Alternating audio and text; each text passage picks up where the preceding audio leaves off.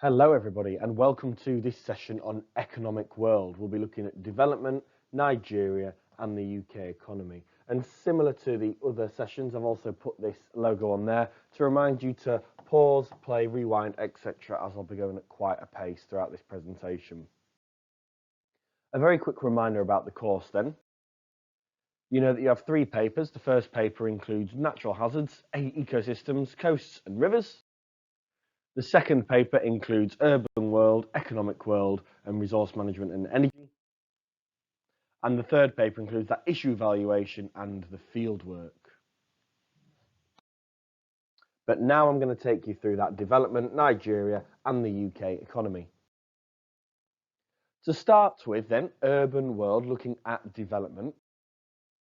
We know that we can measure development in a series of different ways. The first one is literacy rate. Literacy rate is the percentage of people who can read and write. The more people that can read and write, the more schools or the better teachers that they must have in those schools. The next is life expectancy. That's the average age that people live until. If you live until longer, that probably suggests that the healthcare is better in that country. If the life expectancy of a country is about 50 years old, like in Chad, the likelihood is that they don't have as many hospitals or the hospitals aren't as well equipped. And finally then, gross national income, the GNI. That's the wealth of a country calculated by the total value of goods. And we know that we can actually combine these 3 indicators to make up our HDI, the Human Development Index. The Human Development Index is a much better way to measure development than GNI because it considers 3 elements of development rather than just one, reducing those disparities that can sometimes come from just using one indicator. Moving on to the demographic transition model. On the demographic transition model, we can see 3 pieces of information. We can see birth rate, we can see death rate, and we can see the total population. With the demographic transition model, you need to be aware of why the death rate is high in stage 1 and then starts to fall due to better healthcare and continues to fall there due to further improved healthcare and agriculture before levelling off down there in countries such as the USA, the UK and Germany. Japan, it says there is in stage 4, but Japan is now actually moved into stage 5. When we then look at birth rate in stage 1 and 2, birth rate is very, very high. Birth rate is really, really high there because they need lots of children for farming and lots of children die at an early age due to infant mortality rate. And there's a lack of family planning, which means there's loads and loads of babies being born. All of a sudden in stage 3, though, we get to countries such as Brazil, where contraception is now available. So the birth rate starts to decrease. Finally then, in stage 4, the birth rate continues to decrease in countries such as the UK due to emancipation of women, women's rights, and then focusing on their careers rather than the traditional look in stage 1 of staying home and taking care of a family.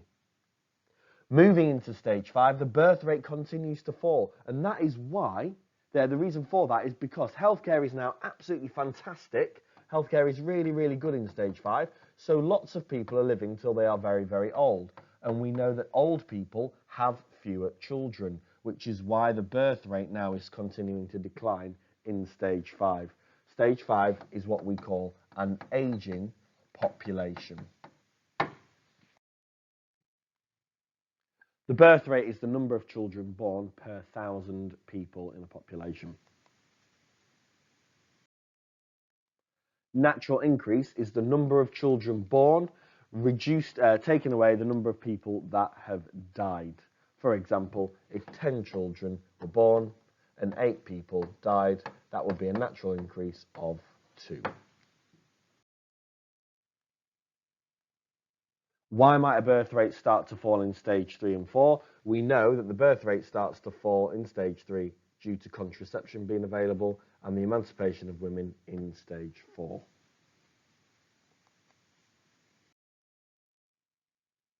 What are population pyramids? Population pyramids show us the structure of a population. On the left-hand side here, we have males. On the right-hand side, we have females. We can see that the number of males aged between 0 4 in Nigeria in 2016 was about 12, 13, 14, 15, about 15.5 million people were male aged 0 to 4 years old. And we know that a wide population pyramid base indicates a country's birth rate. Then, the middle of the population pyramid tells us the working population. And the working population here is very, very small. These are the people that are paying tax. Now, if you work that out, there are loads of children, but very few people in the working population paying tax. That must mean the education system is underfunded because there's not enough tax to pay for all those children in education. The top of the population pyramid shows us the country's life expectancy, and you can see that in Nigeria, the population pyramid at the top is quite narrow, meaning that you are less likely to survive until you are very, very old in Nigeria. We know that population pyramids can change though. Take stage 1, for example, of the demographic transition model. There is loads of children being born, but due to poor healthcare, they all die. For example, look, these children here do not live. All of these children there, which is highlighted, have now died. There's a high infant mortality rate due to poor healthcare. It rapidly increases and decreases, and there's very, very few people that are old. However, when we get to stage 2, the base is that bit wider. More children are beginning to survive, and it takes a lot longer for the population pyramid to go in other than stage 1. By the time you get to stage 3, you can see the size of the population pyramid are really starting to straighten off, meaning that if you are born, you are likely to survive until you are at least 15 years old. It is only when you are 15 years old people start to die. Stage 4 is slightly different. Stage 4 is actually a narrower population pyramid base. That is due to a lower birth rate. So there are now fewer people being born, and actually, if you are born, the likelihood is you are going to survive until you are at least 65 years old. It is only then that it starts to tail off. In this example, a HIC would be in stage 4, because if you are born, you are likely to stay alive until you are 65. That is because they have good health care. So stage 4 is a HIC. Our 3 causes of uneven development are economical reasons, meaning that countries who have got a lot of wealth only trade with countries with a lot of wealth. The next one is physical. For example, a country here in Central Africa, they would struggle to develop because they are what we call landlocked. They do not have a coastline. However, take Southeast Asia, for example, here in China. Southeast Asia has a massive coastline, so it's dead easy for them to put products on a boat and export them to different parts of the world. They are not landlocked, and that's why they are developing much quicker than Central Africa. And finally, the last one is historical. We've learnt about this word, colonisation. Colonisation was where lots of European countries came and put a flag in parts of Africa and declared them as theirs. Then they took their resources, such as tin, gold, and copper, without asking. They just took them for free.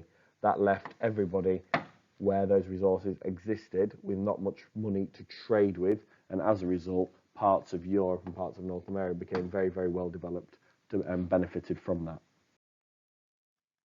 The consequences of uneven development are as follows. We know that if you are uneven developed, you're more likely to experience disease because you don't have as good hospitals. Migration is also more likely to happen. People want to leave areas which are poorer and move to areas which are richer. A positive of uneven development is this, remittances. And that is where people will move from one country to another. Say they may go from China to the USA, but actually, when they're working in the USA, they will send that money back home to support the development there. And they are called remittances. Another consequence of uneven development is aid. And finally, the brain drain. That is where people who are educated will also migrate and move to another country where there are higher paid jobs. And that is really, really good for the country receiving the person. For example, if somebody came to the UK who's well educated, they're going to fill a job which needs to be done. However, the country which that person has left, they have fewer educated people there to do the higher paid jobs and more educated jobs such as doctors and nurses. How can we reduce that development gap then? There's various things. We can do debt relief, where they literally cut the debt and say you don't owe us anymore. We have using technology, to be specific, intermediate technology.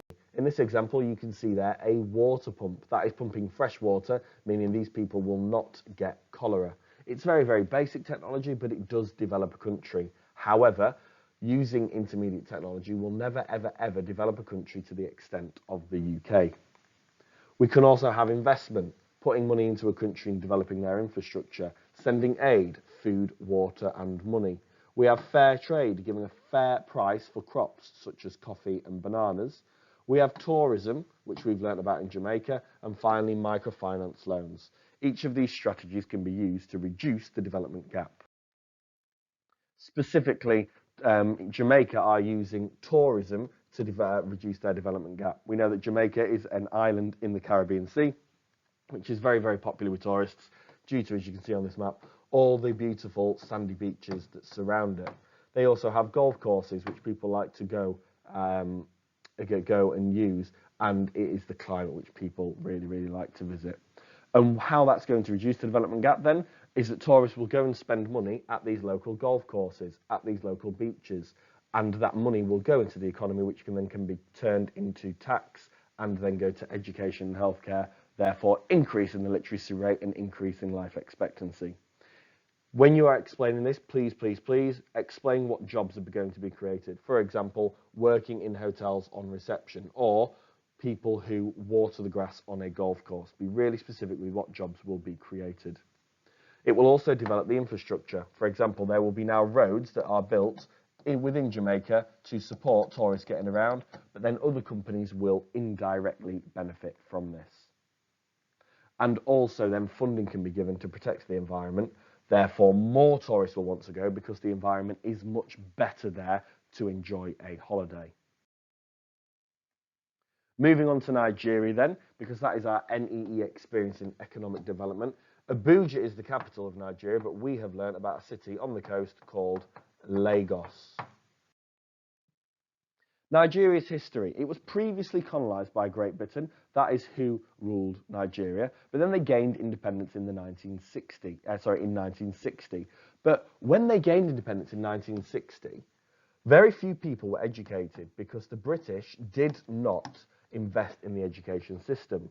So when they then gained independence and they were left on their own, civil war within the country, started to break out because there was a fight for power. There was a fight for power because people weren't educated. And because they were too busy fighting, they weren't focusing on their development. They weren't focusing on their education. They weren't focusing on their healthcare, which is why they have been delayed in their rate of development. We've learnt about TNCs, transnational corporations. These are companies that operate in 2 or more countries, such as Nike, IKEA, HSBC, Coca-Cola. The TNC we learnt about specifically was Shell in Nigeria, that oil company. And we know there's loads of benefits to Shell in Nigeria. One is they have supported the development of the infrastructure. They have improved their roads, meaning it is easier to transport on.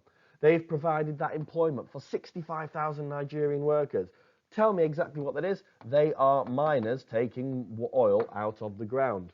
And finally, then 91% of Shell contracts went to Nigerian companies, further benefiting their economy as they will receive more tax that can go to education, therefore improving the literacy rate, increasing the number of high-paid jobs in the future, and also it can improve their healthcare as they can train more qualified doctors, improving their life expectancy.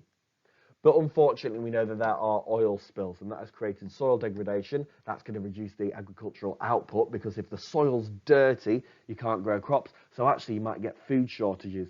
And there's also frequent oil flares and toxic fumes. We've learnt about that word soot, that black fine dust that goes into the atmosphere. People breathe that in. They become ill with asthma and bronchitis. That puts further pressure on the healthcare system. So it's a give and take with Shell. There's some benefits to it, but there's also some costs, some negatives. What is aid? Aid is simply help given by one country to another. It can be in the form of money, food, technology, or advice. We've learned about two specific types of aid. You've got official development assistance aid. This is some money that every single country will put aside of their budget. We put about 1% of our budget every single year aside for that, and that money will go to countries that need that development. But there's also then voluntary aid. You might have seen the adverts on TV saying give £2 a month, etc., to the disaster in wherever it may be, and that money will go to things like clean water, bedding, tents, and food to support people in the short term in disasters.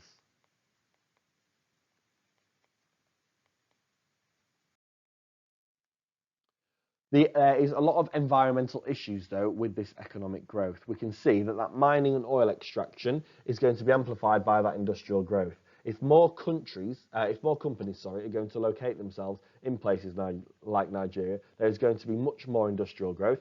That then will link to urban growth because more people will move into cities for jobs. And if they're moving into cities for more jobs, there is going to be much more urban growth. That then will lead to more trees being chopped down and more commercial farming because we need deforestation to build the new homes, but we also need deforestation to create space for all of the extra food that we're going to need to grow. So the economic growth can have huge environmental issues. This will lead to climate change and certain habitats being destroyed, such as the orangutans. There are positives of that economic growth there, though. There's a huge social impact. We can see on this photograph here, we can see a family that are on a motorbike. And on this motorbike, we can see, actually, the motorbike's in pretty good condition. The road is in very good condition, suggesting that the infrastructure has been improved. We can see the young boy there is wearing a school uniform, meaning that this family must be able to afford for this child to go to school. So therefore, the economic growth is benefiting their quality of life because this young man here is going to have a better literacy rate. Therefore, he's going to have a much higher opportunity of getting a high-paid job and therefore paying more tax in the future, contributing to that positive multiplier effect. Things that you can't see about this family on this picture are things like the reliable electricity supplies. They will be able to, at home, afford electricity, such as a light bulb, to be able to, so that they can continue to work in the evenings, increasing their productivity, which you wouldn't be able to do without that economic growth.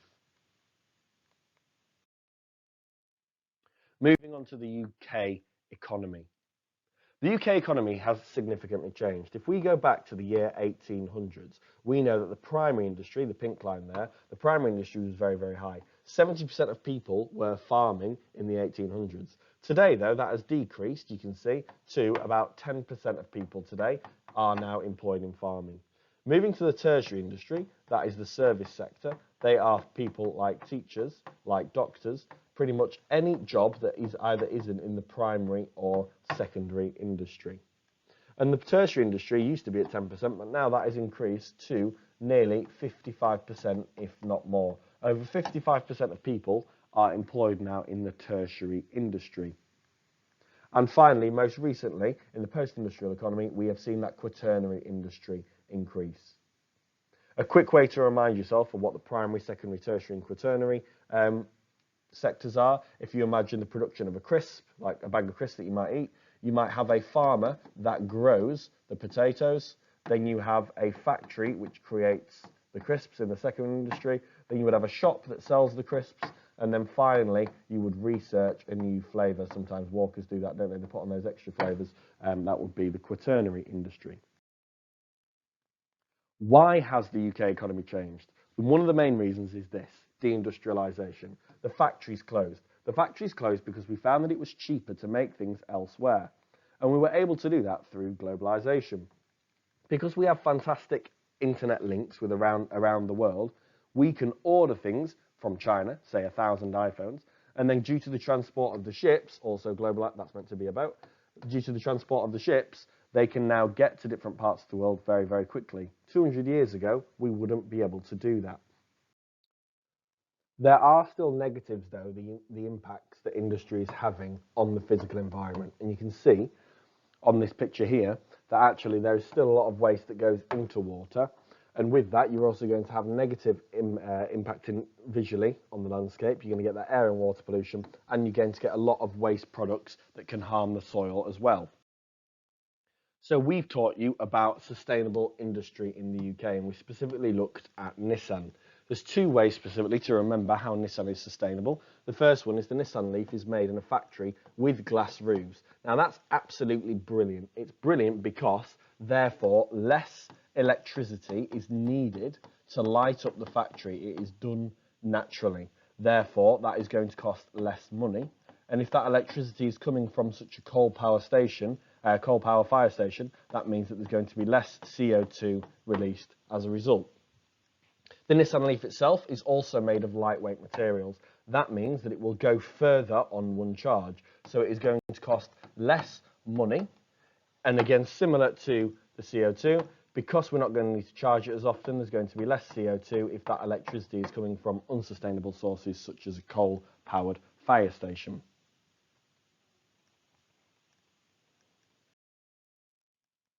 The UK's post-industrial economy. The UK's post-industrial economy, as you can see here, this is what we used to be, working largely in industry, and now we are in the tertiary sector. It is where the manufacturing industry has been replaced by the tertiary industry. An example of that is in Cambridge. We know that over 1,500 high-tech companies have located themselves in the city of Cambridge because there's the university there, which attracts the young professionals, but also its proximity to London means that it can transport goods easily to Cambridge. Why are people moving out of cities in HICs like London and Cambridge then? People are moving out because there is fantastic transport links to both the urban and rural areas, meaning that you could live in a rural area and work in a city every single day. That's absolutely fantastic. We know that in a city, it can be overcrowded, which people don't like. You can get a much larger house in a rural area. There is often litter and it's quite unpleasant in a city centre, and buildings are becoming derelict. This is Cambridge. You can see the outline there of Cambridge in red, a little bit like Yorkshire. This is South Cambridgeshire, a little bit like South Yorkshire. And you can see the city of Cambridge within South Cambridgeshire. Zoomed in, you can see this in further detail. This area here is the county of South Cambridgeshire, and the city of Cambridge sits within South Cambridgeshire, a little bit like York sits within North Yorkshire. So this area now, which I'm shading, is actually an urban area, whereas this surrounding area in red, this is a rural area. Now, South Cambridgeshire is experiencing population growth. This rural area here is experiencing population growth. More and more people are moving out of the city of Cambridge into the rural area. And they're doing that because transport allows it. They're doing that because the houses are bigger in the rural parts of South Cambridgeshire than the centre. But what that also means, negatively, is that fuel prices might increase due to that higher demand now for cars in the rural area. And actually, what might happen is people do their shopping every single day in the city of Cambridge, and shops within the rural area may start to close as people commute in there to work, do their shopping in town, and then return home in the evening. We've also learnt about a rural area of population decline. And we know that in the Outer Hebrides here in the northwest of the UK, people are actually leaving. This map shows the UK's population distribution, where largely in the southeast of the country, it is very, very densely populated. And that is because people want to go and work in London and the southeast. Therefore, young people start to move from the north to the south. That leaves only old people in the Outer Hebrides, and that is bad because that is going to become an ageing population. And if it's an ageing population, that means there are going to be fewer doctors to take care of all the old people. There are also going to be fewer teachers to educate the few children that are remaining there. So their quality of life will start to reduce. As a reminder, the two areas you need to be aware of are South Cambridgeshire, which is a rural area experiencing population growth, and the Outer Hebrides, a rural area experiencing population decline. We also know that there is a north-south divide within the UK. The north of the UK is significantly less well off than the south of the UK, and you can see that from these statistics here. We know that the average pay in the northeast is £22,000 compared to the southeast, which is a massive £28,000. That's a significant difference between the north and south. You can also see here, compared to the average in the UK, the northeast, people are living till 1.3 years less than they are in the southeast, where they're living 1.5 years greater than the national average. You can also see the disparities there in unemployment. So we can actually reduce these regional differences using these three methods here. The first one is transport links such as railway lines. The next one is port development, and the third one is road improvements. To talk about these three briefly, we know that HS2 is a new railway line being built from Birmingham down to London. That will decrease the time it takes to get from Birmingham to London to only 40 minutes, meaning that you could live in Birmingham but go every single day to London on the train, work there and get the higher paid job, and take that money back to Birmingham and spend it in your local economy, improving the north. The HS2 will also extend to Manchester now. It's not going to extend here anymore, but it'll extend to Manchester, reducing the time. It'll only take an hour and a half to get from Manchester to London. Again, so people can work in London every day and get the high paid job and go back to Manchester, spend it in the local economy. Therefore, it will reduce that north-south divide. However, Crossrail is the opposite from that. Crossrail is actually intensifying the north-south divide. It has extended the amount of people that can enter London from both east and west, actually intensifying the investment into central London, so only people in London will benefit from Crossrail, not the entire economy. So how will we reduce the north-south divide? Through rail improvements. HS2 is doing the job, but Crossrail isn't doing the job. The next one is airport expansion. We know that we could expand Heathrow Airport, and that would create lots of jobs in the surrounding area for baggage handlers. Or we could expand Manchester Airport, which would also create jobs in the surrounding area for baggage handlers. They've decided to invest in Heathrow Airport, and they're creating that third runway there. That is going to be brilliant for the surrounding area because all these people now can access more jobs which will be created in Heathrow. But it could also benefit the entirety of the UK because all these people will be earning more money and it'll attract investment into the UK, and it's all going to go into that one bag of tax, and that tax then can be sent to different parts of the UK, whether it be the north, south or anywhere, and that can be then invested into education to increase the literacy rate and invested into healthcare to improve life expectancy. We've also looked at different ports. We know that we have Liverpool 2. Liverpool 2 is a new port in Liverpool, or we have London Gateway. And very similar to the idea of the airports, if we invest in London Gateway, that means that more boats will park here in London, unload their dock, and that can create jobs for crane operators and the local economy. It will also encourage international investment from abroad. And the exact same happens for Liverpool 2. The only difference is we want to employ more people in the north because the wages there are lower. So ideally, we wanted Liverpool 2. They have gone with both of them, and both can bring those advantages to reducing the north-south divide.